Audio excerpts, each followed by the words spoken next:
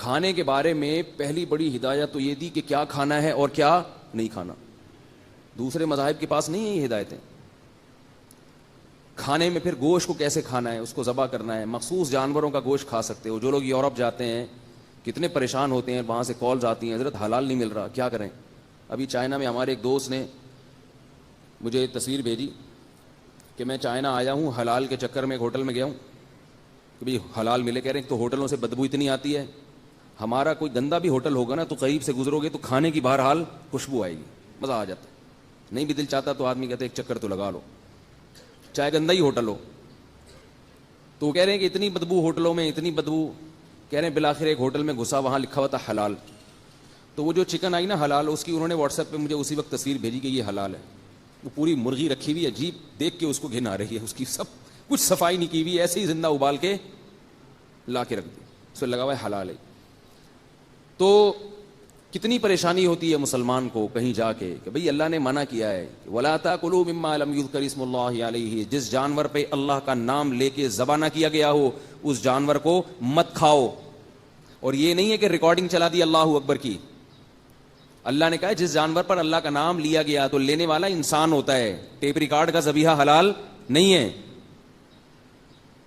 تو کتنا مشکل ہو گیا. لوگ حج پہ جاتے ہیں, وہاں فون کرتے ہیں کہ برازیل سے مرغی آ رہی ہے, مکہ اور مدینہ میں, وہاں پریشان ہو جاتے ہیں کہ اس مرغی کا ہم کیا کریں بھائی. ہم نے بڑی ایڑی چوٹی کا زور لگا لیا, ہمیں خود سمجھ میں نہیں آ رہا کہ یہ سعودیہ کی مرغی کو ہم حلال کہیں حرام کہیں. اب اگر ہم حرام کہتے ہیں تو عجیب ہے کہ مکہ میں بھی مرغی حرام بک رہی ہے. کیا خیال ہے بھائی, مکہ میں مرغی ایک دارالاسلام ہے, مسلمانوں کا مرکز ہے, وہاں بھی مرغی کیا ہے, مردار کھا رہے ہیں حج کرنے والے. جو مردار یہاں ہمارا چرسی نہیں کھاتا, کوئی روئنچی نہیں کھاتا, وہاں حاجی کیا کھا رہے ہیں, مردار. اور اگر ہم اس کو حلال کہتے ہیں تو پھر یہ کہ بھئی ہمارے گلے نہ پڑ جائے قیامت کے دن. اللہ کہے تم نے کہاں تحقیق کی ہے اس. تو ایک مشکوک ہے. اس لیے جب سعودی عرب جایا کرو کوشش کیا کرو وہاں کی مقامی مرغی کھاؤ. حج کرنے جب جاتے ہیں نا تو وہاں پوچھ لیں کہ بھئی یہاں جو ذبح ہوتی ہے نا سعودیہ میں وہ چاہیے, باہر سے امپورٹڈ نہیں چاہیے ہمیں. تو آج کل حلال کا ٹھپا لگانے والے بیٹھے ہوئے ہیں, ہر ڈبے پہ حلال لکھا ہوا ہے, ہر برش پہ حلال کا ٹھپا, کوئی صابن پہ حلال کا ٹھپا. ایک ان کے لیے کوئی اسٹیمپ بنانا کوئی مشکل نہیں ہے. کیا پتا کہ کس نے رجسٹرڈ کیا اس ادارے کو اور کون ہے اس کا چلانے والا. پھر آج کل مولانا لوگوں کی اتنی قسمیں پیدا ہو چکی ہیں کہ ہر آدمی کا اپنا حلال کا معیار الگ ہے. اتنے قسم کے مولانا ہیں. ایک صاحب نے مجھے بتایا کہ امریکہ میں وہ کوئی مردار آیا, مردار رکھا تھا ان کے سامنے گوشت مرغی کا, پتا تھا کہ یہ ذبح نہیں ہوا, جھٹکے گئے. کہہ رہے ہیں ایک مولوی صاحب عالم تھے وہ, میں نے ان سے کہا یار یہ تو حرام ہے. انہوں نے کہا بسم اللہ پڑھ کے کھا لو, کیونکہ قرآن میں آتا ہے کہ جس پر اللہ کا نام لیا گیا ہو وہ جانور کھا سکتے. تو اللہ کا نام لے لینا, بسم اللہ پڑھو, چلو کھا لو. اور قرآن کا حوالہ بھی دے رہے ہیں. یہ جو قرآن میں آتا ہے نا کہ جس پر اللہ کا نام نہ لیا گیا ہو وہ نہ کھائے, اس سے مراد ہے ذبح کرتے ہوئے اللہ کا نام. بات آ رہی ہے سمجھ میں کہ نہیں آ رہی ہے. یہ جو مرغیوں والے ہیں ان کو بولا کرو ذرا زور سے اللہ کا نام لے لیا کرو. میں نے کئی مرغیوں والوں کو دیکھا ہے کہ منہ میں گٹکا رکھ کے, گٹکا ہوتا ہے ان سے اللہ کا نام بھی نہیں نکل رہا ہوتا. یہ حلال و حرام کا اس سے تعلق ہے. ایسے ہی مردار ہو جائے گا جیسے خنزیر اور سور مردار ہوتا ہے, کوئی فرق نہیں ہے. جیسے میں ایک واقعہ بتاتا ہوں نا, چوری کی مرغی, کسی نے مرغی چوری کی تو الٹی طرف سے ذبح کر رہا تھا. کسی نے کہا ایسے مرغی حرام ہو جائے گی, تو اس نے کہا پہلے کون سی حلال کی ہے بھائی, جب چوری کی ہے تو پھر تو یہاں سے کرو یا وہاں سے کرو, ایک ہی بات ہے نا. تو اسی طرح جیسے سور اور خنزیر حرام ہے تو ایسے ہی جانور کو اگر حلال جانور پر اللہ کا نام نہیں لیا تو وہ جانور بھی کیا ہے, حرام ہے. لیکن عجیب بات ہے کہ کوئی مردار کا گوشت لا کے رکھ دے تو وہ کھا لیتے ہیں, اور وہی اگر خنزیر کا گوشت, سور کا گوشت لا کے رکھ دیا جائے وہ نہیں کھاتے. تو اللہ کی نظر میں تو برابر ہیں دونوں, اللہ کی نظر میں تو دونوں حرام میں برابر ہیں.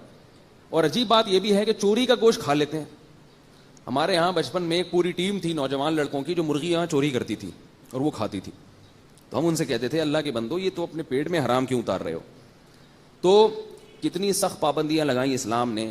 کھانے میں پابندی, گوشت کھانے کے بڑے سخت. اب جو باہر ملکوں میں جاتے ہیں وہ پریشان ہوتے ہیں, کہیں سے ان کو حلال ملا, لے کر آئے, گوشت لا کے ہوٹل میں دیا. اب وہ ہوٹل والا جس فرائی پین میں اس کو فرائی کرتا ہے اسی فرائی پین میں سور کا گوشت بھی پکایا جا رہا ہے, کتے کا گوشت بھی پکایا جا رہا ہے.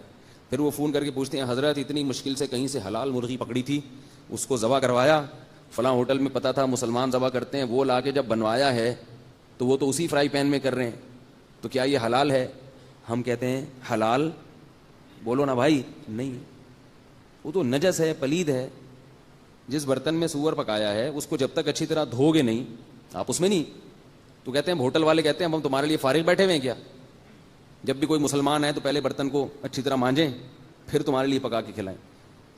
تو کچھ لوگ تو کیا کرتے ہیں کہ وہ پھر اٹرم پٹرم سب کھانا شروع کر دیتے, کہتے کون اس ٹینشن میں پڑے, چھوڑو یار, چلتا ہے یار, اللہ غفور الرحیم ہے. اللہ کیا ہے, ہمارے ایک جاننے والے گئے یو کے میں 5 سال رہ کر آئے, اب تو وہاں حلال مرغی بھی بہت ملنے لگی ہے, یہ بہت پرانی بات ہے. تو میں نے ان سے پوچھا آپ کھاتے کیا تھے, کہہ رہے یار میں تو چکن ہی کھاتا تھا, صرف کیا کھاتا تھا میں, چکن. تو میں نے کہا وہاں ذبح ہوتی ہے, کہہ رہے ہیں یار اب جہاں تک بچ سکتے تھے بچ جاتے تھے, اب جب نہیں بچ سکتے وہ تو پھر مجبوری ہے نا. اب دعوت میں جا رہے ہیں, اب ہم وہاں جا کے یار حلال ہے, کاٹا تھا اس کو نہیں کاٹا تھا, یہ ٹینشن میں یار, اللہ معاف کرنے والا ہے. بھائی جتنا بچ سکتے تھے اتنا ہم بچیں. جہاں ذبح کی ہوئی مرغی مل رہی تھی وہ تو ہم نے کھا لی, جہاں نہیں ملی تو اب کیا کریں, بھوکے تھوڑی رہیں گے. کھانے کی کیا باقی چیزیں دنیا میں ختم ہو گئی ہیں بھائی. تو یہ ایک لوگوں کی زبان پہ لفظ ہے کہ اللہ کیا ہے, غفور رحیم. یاد رکھو اگر ایسا ہوتا, یعنی اس آیت کا یہ مطلب ہوتا, اللہ کے غفور رحیم ہونے کا یہ مطلب ہوتا, تو اللہ نے یہ نہ کہا ہوتا فمن اضطر غیر باغ ولا عاد, اور دوسری جگہ فرمایا فمن اضطر فی مخمصۃ غیر متجانف لإثم فإن اللہ غفور رحیم. اللہ نے فرمایا کہ جو حرام کھاتے ہیں ان کے لیے اللہ واقعی غفور الرحیم ہے, مگر 2 شرطوں کے ساتھ. جو حرام کھا رہا ہے اللہ اس کے لیے غفور بھی ہے اور بولو نا بھائی رحیم بھی ہے, مگر کتنی شرطوں کے ساتھ, 2 شرطیں پوری کرو گے تو پھر میں غفور بھی ہوں اور میں رحیم بھی. کیا مطلب, اگر یہ 2 شرطیں پوری نہیں کی حرام کھانے میں تو پھر میں نہ غفور ہوں تمہارے لیے اور نہ رحیم ہوں, پکڑوں گا, عذاب دوں گا. وہ کیا ہے, فمن اضطر فی مخمصۃ, مجبور ہو جاؤ بھوک سے, اتنی شدید بھوک کے ناقابل برداشت, جسے علماء نے بیان کیا ہے کہ مرنے لگے انسان, اسے ڈر ہے کہ نہیں کھایا تو مر جاؤں گا, ایسی شدید بھوک کی کنڈیشن ہو, ناقابل برداشت حالت ہو جائے. تو ناقابل برداشت حالت میں غیر باغ ولا عاد, اور اس میں کھائے بھی اتنا کہ حد سے تجاوز نہ کرے, یہ سمجھ کے کھائے کہ یہ حرام ہے, اتنا ہی میرے لیے حلال ہوا ہے کہ میری کمر سیدھی ہو جائے اور میں مرنے سے بچ جاؤں, جو میری اس وقت کنڈیشن ہے کہ بھوک سے بالکل مرا جا رہا ہوں اور ناقابل برداشت کنڈیشن ہے, اس کنڈیشن سے میں باہر نکل جاؤں. یہ نہیں کہ اس کے جناب آپ نے کیا کیا, اس میں رائتا ملا کے, پیاز ملا کے, ٹماٹر لگا کے اور ایک پیپسی کی بوتل رکھی ہوئی ہے اور آپ کتے کا پورا, لوگ کرتے ہیں ایسے, چائنا میں بعض مسلمان کتے کھا جاتے ہیں جا کے, بعض مسلمان ایسا کرتے ہیں کہ خنزیر کھا لیتے ہیں یورپ میں جا کے, کہہ رہے ہیں مجبور تھے یار, کچھ مل نہیں رہا تھا. تو یہ مجبور تھے کہ آپ نے اس میں جناب پورا تڑکا لگا کے اور تسلی سے اتنی ڈکار لیے, یہاں تک کھایا پیٹ بھر کے, آپ نے بولا واہ بھائی واہ. تو یہ جو مرغی ہے مردار, اگر آپ یورپ اور امریکہ میں تھے, آپ کو کھانے کو نہ روٹی مل رہی ہے, نہ چپس مل رہے ہیں, نہ کوئی برگر مل رہا ہے, نہ پیزا مل رہا ہے, نہ چاول مل رہے ہیں, نہ کوئی سبزی مل رہی ہے, نہ بھنڈی مل رہی ہے, نہ توری مل رہی ہے, نہ مکئی مل رہی ہے, ساری چیزیں ختم ہو گئیں, اور آپ امریکہ کے کسی جنگل میں پڑے ہوئے ہیں, کچھ بھی کھانے کو نہیں ہے, وہاں پھر آپ کو کوئی کتا نظر آیا, ٹھیک ہے آپ اس کو کیا کر سکتے ہیں, کھا سکتے ہیں, لیکن کتنا, 2-4 نوالے, جس سے کمر بولو نا بھائی سیدھی ہو جائے. ان 2 شرطوں کے ساتھ اگر آپ حرام کھائیں گے تو اللہ کیا فرماتے ہیں, اللہ غفور اور رحیم ہے, اس پہ تمہیں معاف کر دے گا اور تم پر رحم کرے گا, وہ پھر ایسی صورت میں تمہیں عذاب نہیں دے گا. اور یہ ہر گناہ کا قاعدہ ہے, یہ صرف یہاں نہیں ہے.